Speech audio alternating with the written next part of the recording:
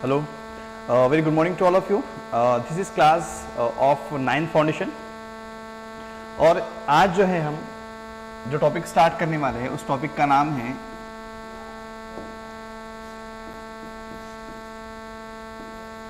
Is matter around us pure. ठीक है, this is the name of our topic. Okay, चलिए ठीक है। Is matter around us pure, यहां पे हमें जो है सबसे पहले देखना पड़ेगा कि मैटर क्या है। ठीक है, what is matter?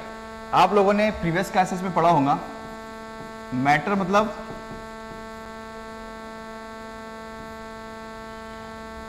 Anything. Matter is anything which has a mass and occupies a volume, occupies a volume, इसको हम कहते हैं मैटर। एवरीथिंग इज मैटर, चाहे वो सॉलिड स्टेट में हो, लिक्विड स्टेट में हो या गैसियस स्टेट में हो। हमें ऑलरेडी आपको जो तो आप लोग इसके बारे में पढ़ चुके हैं है ना। अगर हम फिजिकल प्रॉपर्टीज के हिसाब से मैटर को डिवाइड करते हैं तो ये होता है सॉलिड, लिक्विड और गैस। अब देखिए, हमें पता है कि सॉलिड क्या होता है। सॉलिड वो चीज होती है जिसका शेप जो होता है, शेप और वॉल्यूम के हिसाब से अगर हम इसको डिवाइड करें तो ये ऐसे डिवाइड होगा। शेप का मैं अलग से जो है तो ब्लॉक बनाता हूं और वॉल्यूम। ठीक है, इसको हम साइमल्टेनियसली स्टडी कर लेते हैं। ठीक है, ये शेप और वॉल्यूम। ठीक है, अब अगर हम देखिए सॉलिड के बारे में, तो सॉलिड का जो शेप होता है वो होता है इंडेफिनाइट।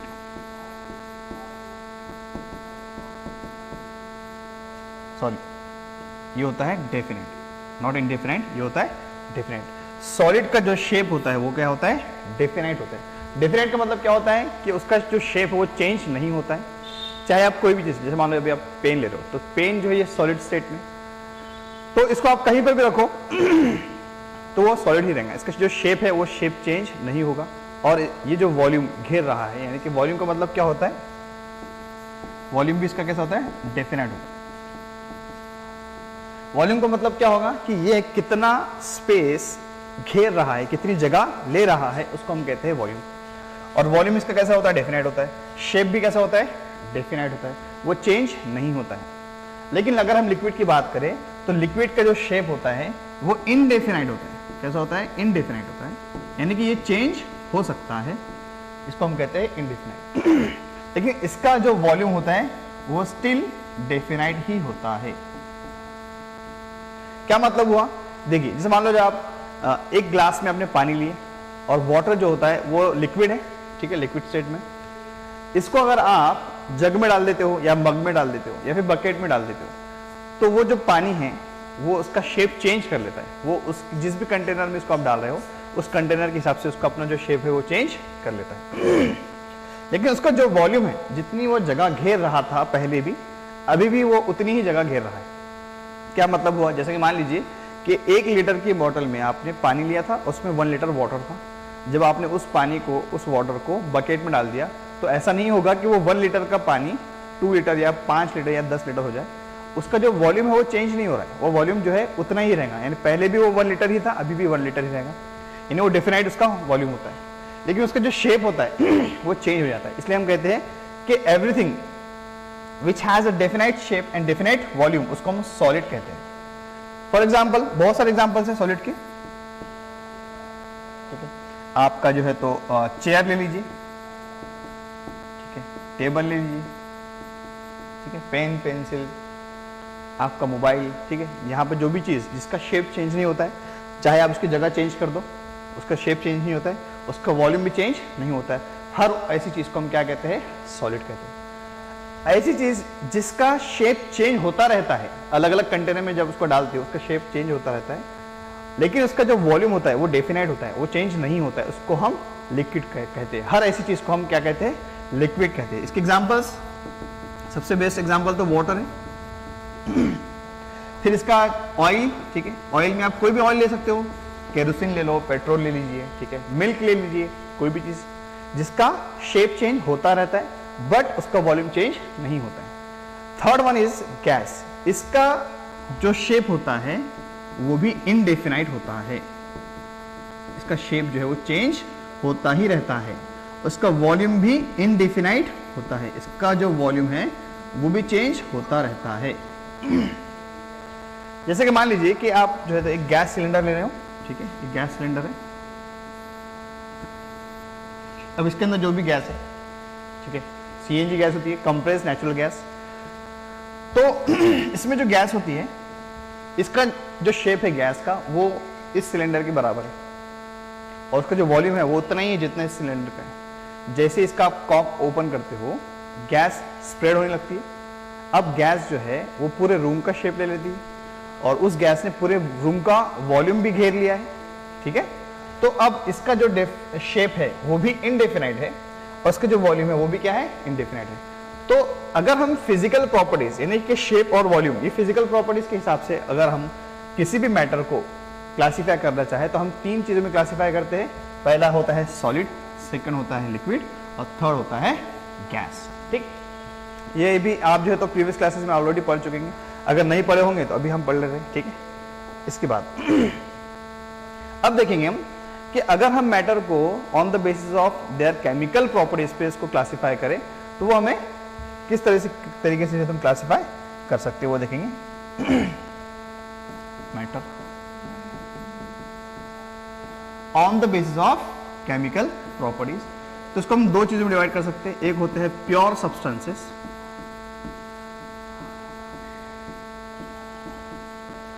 दूसरे होते हैं इम्प्योर सब्सटेंसेस जिसको हम कहते हैं मिक्सचर्स। इसको हम क्या कहते हैं, मिक्सचर्स कहते हैं। इम्प्योर सब्सटेंस को हम क्या कहते हैं, मिक्सचर्स कहते हैं, ठीक है। मैं यहां पे लिख देता हूं इम्प्योर सब्सटेंसेस, ठीक है। अब देखिए इस प्योर सब्सटेंस को हम फर्दर और क्लासीफाई कर सकते हैं on the basis of chemical properties. तो हम इसको क्लासीफाई कर लेते हैं elements and compounds, elements and compounds. वही अगर हम मिक्सचर्स की बात करें तो मिक्सचर्स को हम और फर्दर दो चीजों में क्लासीफाई कर सकते हैं, होमोजीनियस मिक्सचर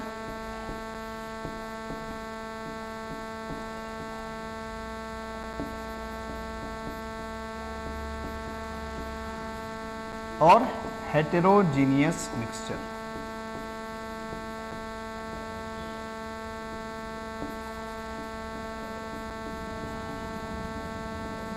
ठीक है। फर्दर हम एलिमेंट्स को क्लासिफाई कर सकते हैं तीन चीजों में, metals, non metals and third one is metallites.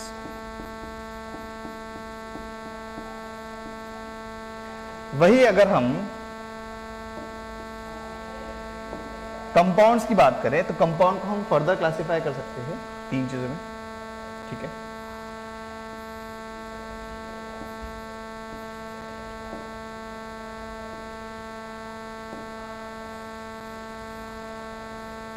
यहां पे हम दूसरा कलर लेते हैं ताकि आपको जो तो और अच्छे तरीके से समझ में आ जाए। पहला है acids, second is base and third one is salts, ठीक है। अभी देखिए अब हम पूरा जो है तो उसका एक्सप्लेन कर लेंगे, ओके। चलिए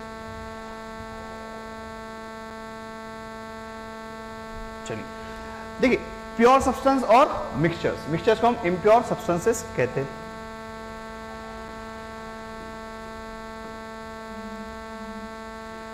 प्योर सब्सटेंस मतलब ऐसी चीजें जो प्योर होती है, प्योर होती है मतलब उसमें कोई भी इंप्योरिटी नहीं होती है या फिर कोई भी अदर चीज का, अदर एलिमेंट या कंपाउंड का मिक्सचर नहीं होता है, ठीक है।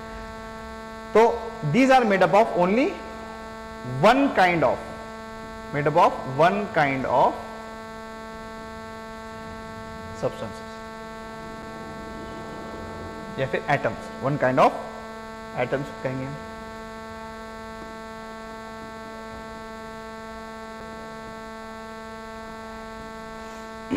जैसे कि एलिमेंट्स और कंपाउंड्स। एलिमेंट्स आपको पता है कि पीरियोडिक टेबल जो होता है वो पूरा एलिमेंट ही है, और टोटल पीरियोडिक टेबल में टोटल जो एलिमेंट्स होते हैं वो होते हैं 118 एलिमेंट्स। उसमें से कुछ मेटल्स होते हैं, कुछ नॉन मेटल्स होते हैं, कुछ मेटलॉइड्स होते हैं, ठीक है, ये भी हम जानते हैं। मेटल्स वो एलिमेंट्स होते हैं जो मेलेबिलिटी शो करते हैं। मेलेबिलिटी मतलब देखिए, मेटल्स, नॉन मेटल और मेटलॉइड, इसका जो है एक स्पेसिफिक जो है हमारा चैप्टर होता है कोर्स के अंदर, जिसको हम ये तो पढ़ते हैं, ठीक है, उसको हम और डिटेल में पढ़ेंगे, लेकिन थोड़ा सा आपको मैं इसका इंट्रोडक्शन दे देता हूँ। मेटल मतलब वो elements which shows different properties like malleability. Malleability मतलब मेटल्स को आप शीट्स में कन्वर्ट कर सकते हो। डक्टिलिटी मतलब उसको आप वायर्स में कन्वर्ट कर सकते हो। It shows the property of sonority, यानी कि अगर आप किसी भी हार्ड सब्सटेंस से उसको हैमरिंग करते हो तो उसमें से साउंड प्रोड्यूस होता है, वो जो प्रॉपर्टी होती है उसको हम कहते हैं सोनोरिटी। लस्टर मतलब मेटल्स के जो सरफेस होते हैं वो शाइन करते हैं, उसको हम कहते हैं lustre. That property is called as a lustre. They are good conductor of heat and electricity, उसमें से जो हीट भी पास होती है और करंट भी यानी इलेक्ट्रिसिटी भी पास होती है। दे आर जनरली हार्ड, वो जनरली क्या होते हैं, हार्ड होते हैं, सॉलिड स्टेट में होते हैं जनरली, एक्सेप्ट मर्क्यूरी जो कि लिक्विड स्टेट में होता है, ठीक है। तो इन सारी प्रॉपर्टीज को जो एक्वायर करता है, ठीक है, ये सारी प्रॉपर्टी जिसमें होती है, उन एलिमेंट्स को हम क्या कहते हैं, मेटल्स कहते हैं। जैसे कि for example silver, gold, copper, aluminium, all these are different types of metals.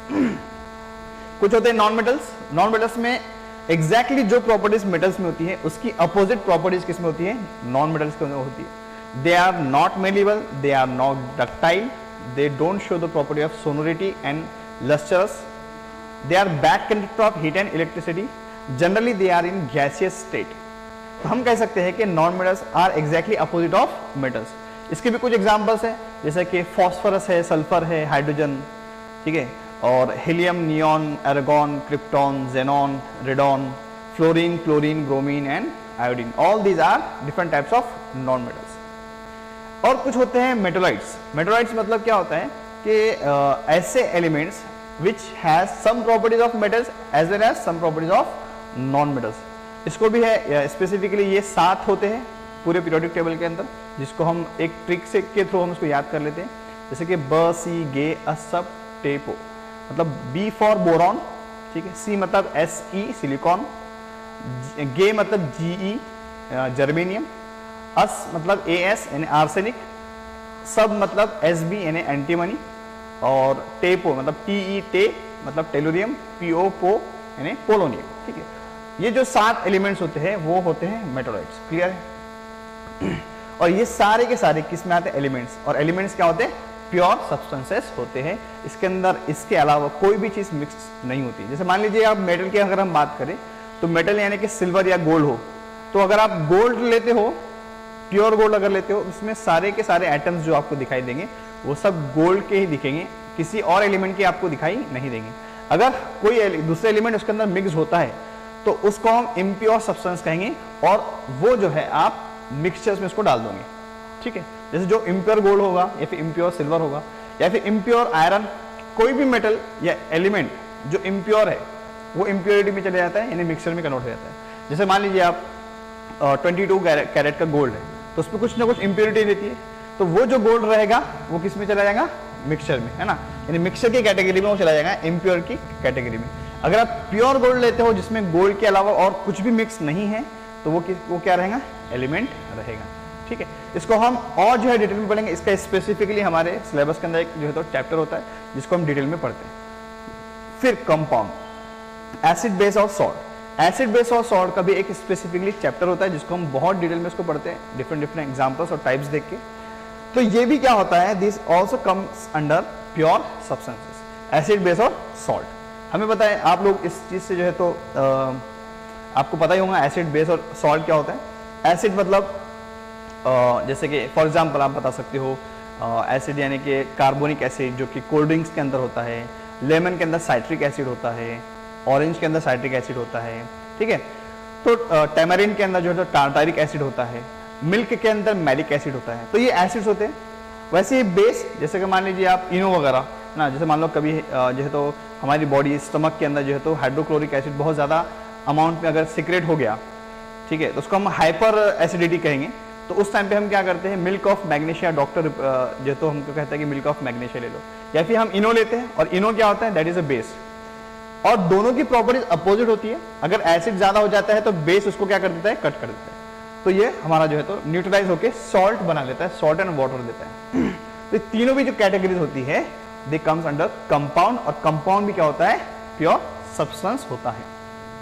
अब देखिए मिक्सचर्स को हम अलग क्यों कह रहे हैं, जैसे मान लीजिए एक कंपाउंड आपने लिया वाटर, ठीक है, वाटर भी कंपाउंड है जिसका फॉर्मूला होता है H2O, ठीक है, आपने ले लिया H2,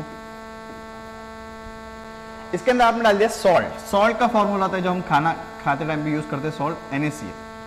अब ये बन जाता है सॉल्ट वाटर, ठीक है, ये बन जाता है सॉल्ट वाटर। अब सॉल्ट वाटर जो है ये क्या हो गया है, दिस कम्स अंडर मिक्सचर, ये क्या हो गया है, मिक्सचर। यानी कि एलिमेंट्स या कंपाउंड्स को अगर आप मिक्स करते हो तो अब वो चला जाता है किसमें, मिक्सचर के अंदर। जैसा कि हाइड्रोजन, ये भी कंपाउंड है, और NaCl भी क्या है, कंपाउंड है। दो या दो से ज्यादा कंपाउंड को अगर आप मिक्स करते हो और वो केमिकली रिएक्ट नहीं होता है, यानी कि केमिकल रिएक्ट होकर अगर कोई चीज केमिकली रिएक्ट होती है तो वो एक न्यू कंपाउंड बनाती है। बट मिक्सचर जो है एक न्यू कंपाउंड नहीं बनाता है। मिक्सचर क्या करता है, सिर्फ थोड़ी देर के लिए वो मिक्स होता है, उसको आप इजीली फिजिकल प्रोसेस के थ्रू जो तो अलग अलग कर सकते हो। जैसे मान लीजिए आप पानी लिया आपने एक ग्लास के अंदर, उसके अंदर आपने सॉल्ट मिक्स कर दिया, तो अब ये मिक्सिंग वाला जो प्रोसेस है ये फिजिकल प्रोसेस है, इसमें कोई केमिकल रिएक्शन नहीं हो रही है। आपने क्या किया, सिंपल मिक्स कर दिया।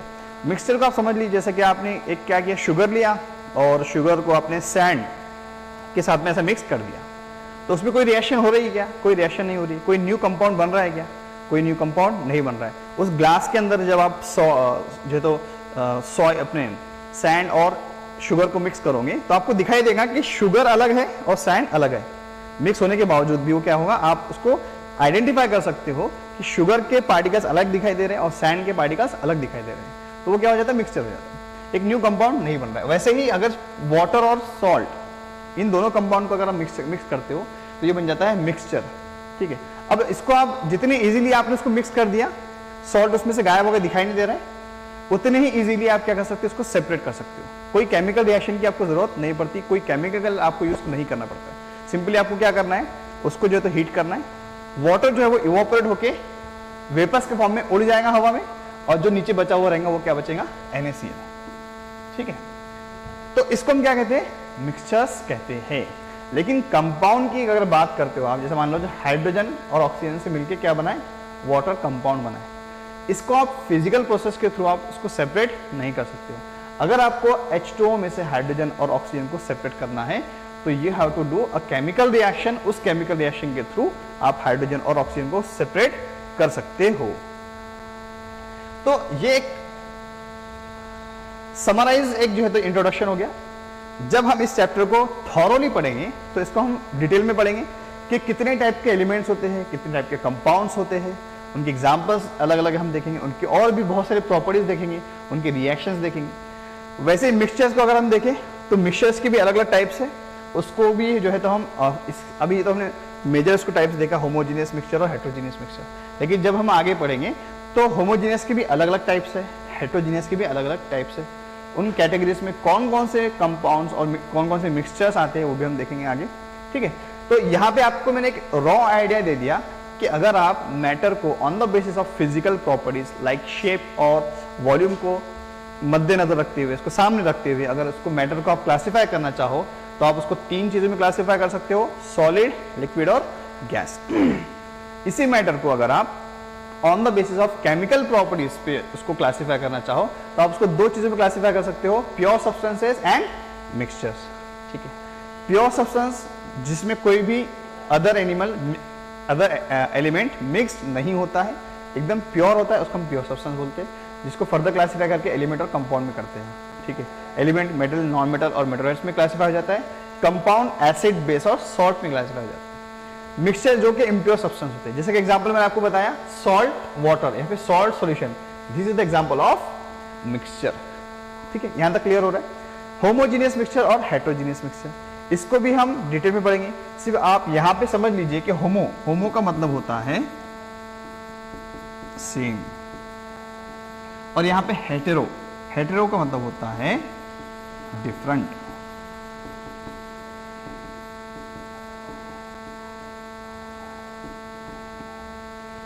ठीक है, तो इसको जो है तो हम अगले लेक्चर्स में जो है तो कंप्लीट करेंगे।